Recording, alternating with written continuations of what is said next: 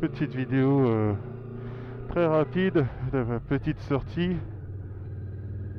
J'en profite pour faire un petit test parce que ça fait quelques temps que le son du micro prend le vent et on a une désagréable audition. En tout cas, c'est pas très agréable à l'écoute. Alors il n'y avait pas la petite mousse qui entoure le micro. Habituellement, je l'enlève et ça posait pas de problème. Mais je ne sais pas si c'est ça, si ça va atténuer le bruit de soufflerie dans les micros en tout cas. Mais je l'avais pas et c'était très désagréable. Donc là, je fais un petit test. J'espère que ce sera concluant. On va aller à la station-service pour mettre un petit peu d'essence.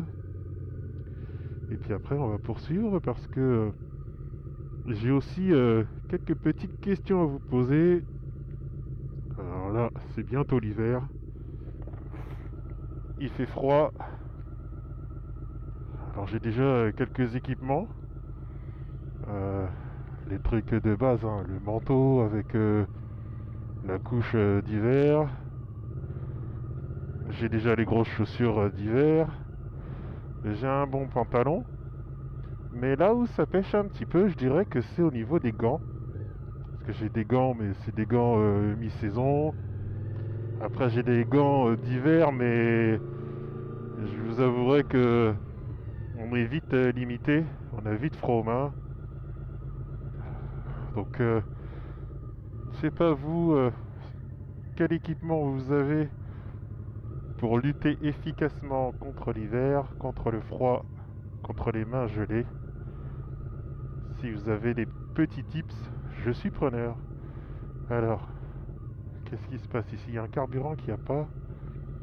C'est le 80... Ah, c'est le 95 qui a pas. Bon. Eh ben, on va attendre que les personnes aient terminé. Et après, on continuera. Bon, voilà. Essence check. Passer ma petite dame.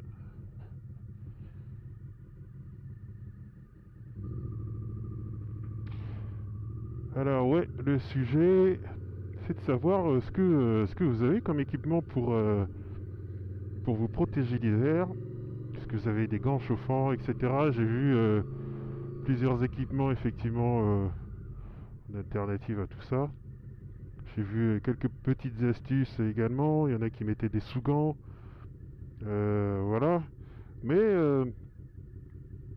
c'est vrai qu'une fois qu'on passe l'hiver, après on n'y pense plus.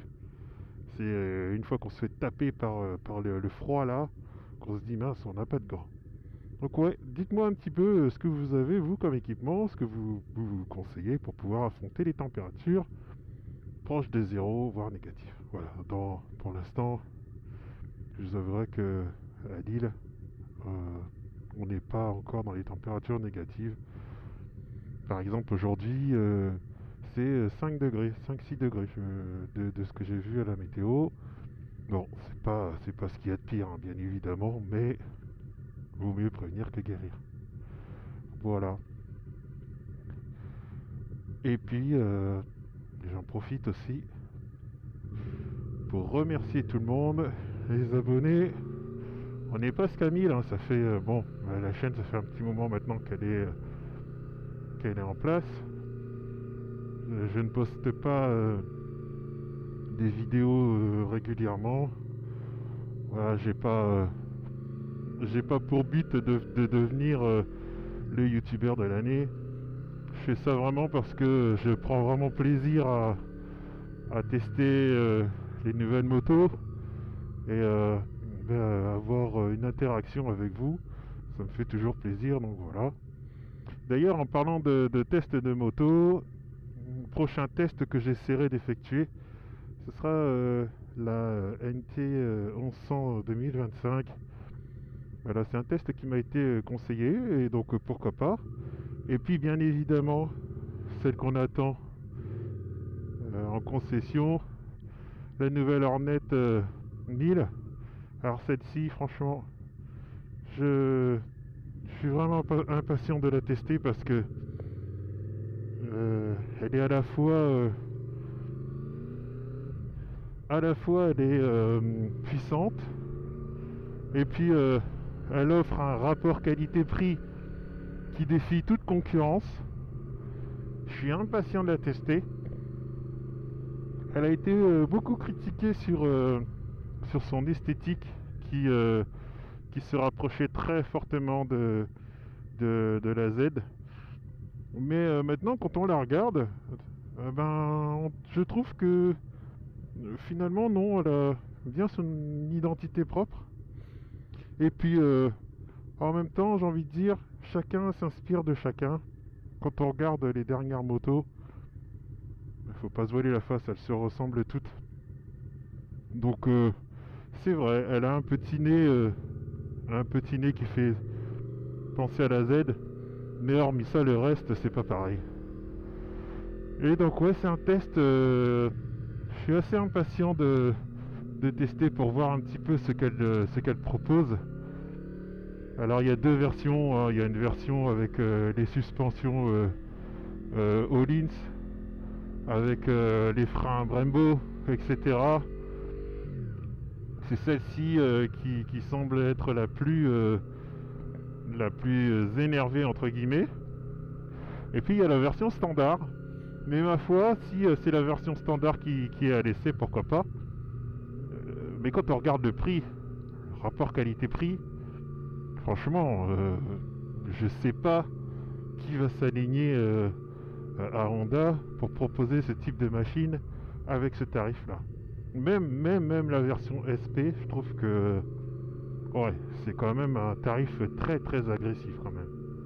Voilà, donc impatient de la tester. Après, si vous avez d'autres idées, hein, n'hésitez pas. Ensuite, pour le VFR, je lui réserve 2-3 petites choses. Notamment, voilà, pas grand chose de particulier. Hein. Ça va être passage en full LED.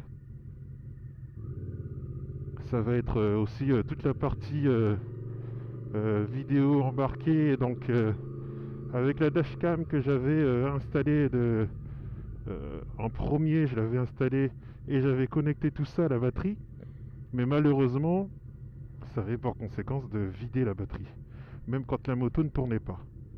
Donc là, on a fait une autre installation que je vous montrerai. Je me suis inspiré de quelques youtubeurs qui ont eu l'occasion de faire cette installation là. Et puis j'espère que ça fonctionnera et surtout j'espère que ça arrêtera de décharger ma batterie. Voilà, donc installation de LED. Alors pas pour les clignotants, mais en tout cas pour les phares, plein phare, installation de LED, et pourquoi pas à la suite passer en full LED pour les clignotants, pourquoi pas en vrai. Voilà.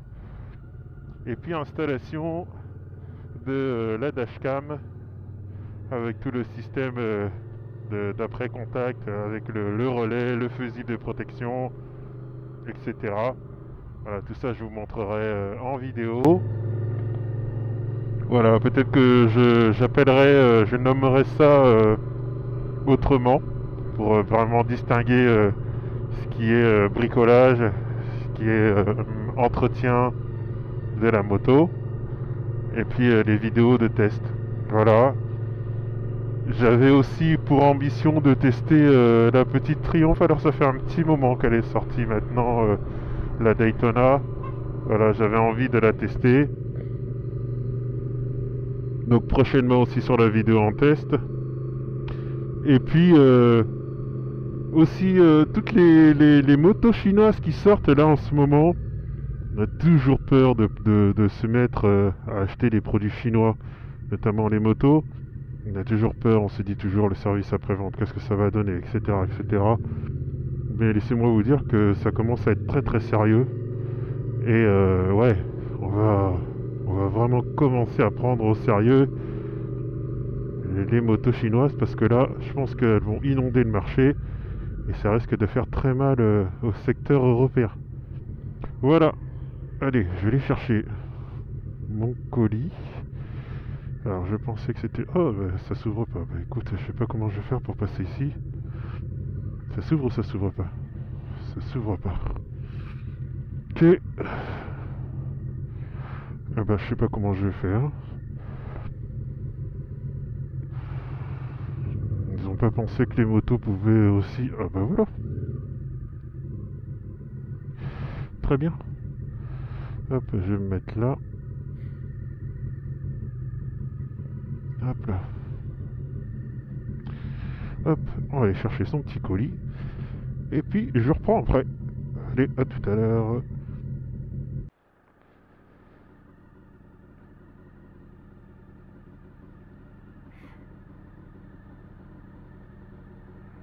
Ah, toujours les mêmes problèmes ici.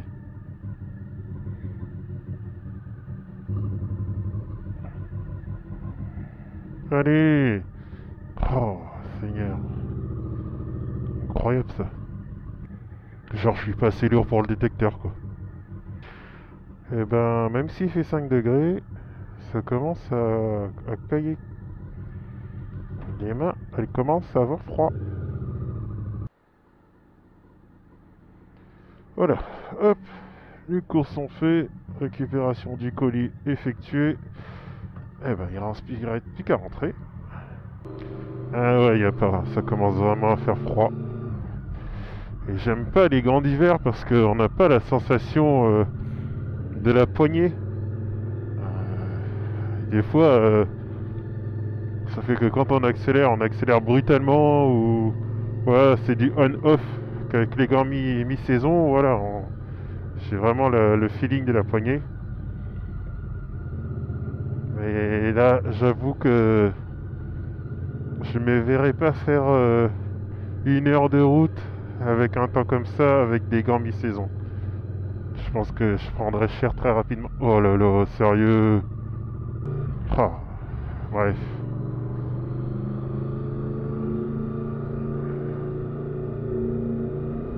Bon allez, rentrons à la maison. C'est mieux. Rentrons au chaud. Bon, il reste pas longtemps avant de rentrer à la maison. J'espère qu'il va pas m'arriver une mouise d'ici là. Ah, là, ça caille, il y a un petit peu de vent là en plus. J'espère que le son au micro ça va. Après, je me pose toujours une question, comment les gens font pour garder la visière ouverte tout en roulant? Moi, à chaque fois, j'ai les yeux qui pleurent. Alors, je sais pas comment ils font.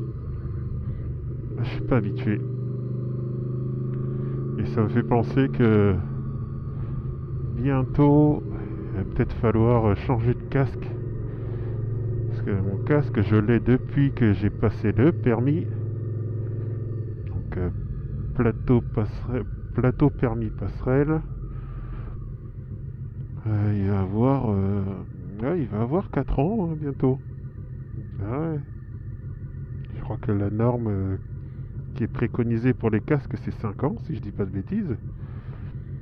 Bientôt, il va falloir peut-être envisager de changer. J'aimerais bien avoir un casque avec l'espèce de visière là, qui s'abaisse, la visière solaire. Comme ça, je pourrais rouler avec la visière totalement ouverte et au moins être protégé du soleil et un petit peu du vent. Ça me plairait bien. Non, c'est pas pour tout de suite. Déjà, occupons-nous de garder nos mains intactes durant l'hiver. On verra pour le casque. Allez, c'est parti.